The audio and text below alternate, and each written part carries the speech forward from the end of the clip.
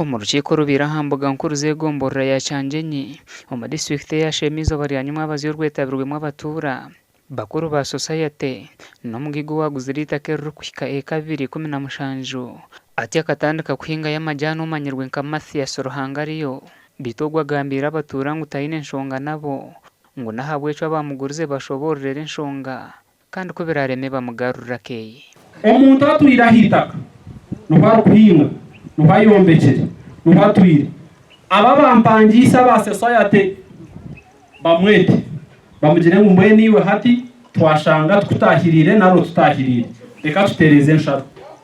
aha bwo kubanyo ndiyo mupangisa nabwo nyuma RDC yimukize chairman wo kubanza wa society owateze cyapo mu mwaka gwa 1996 ati no kwegamba amazima ngo abebembeza baroho hati nibenda kugobeza abantu baburijo kigemeserize chairman roho hati owaguriza umugiga okushaba abatura kusasurwa kandi abamo teka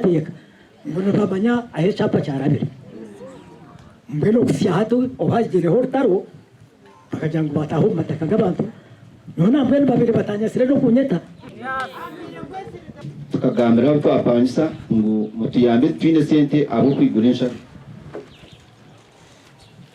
hika pebyiro abo kujya ngo kwigurisha tukataruhukana n'abatabagambire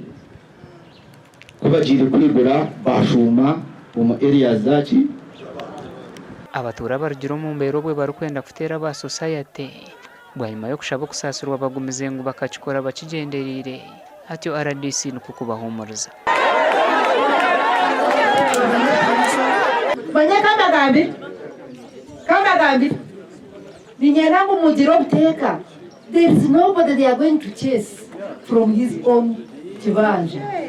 kandi nyo kikubanye rujungu ekikide cyo abafite bana bagenda bato move justice orada DC move justice aher hona nitandikiti nabo cyo RDC oyose kizimba amahira gargemu oyimuke oyezirike nko munyakore ningakora kurekera Sheema twebembere abantu bajyo mukabi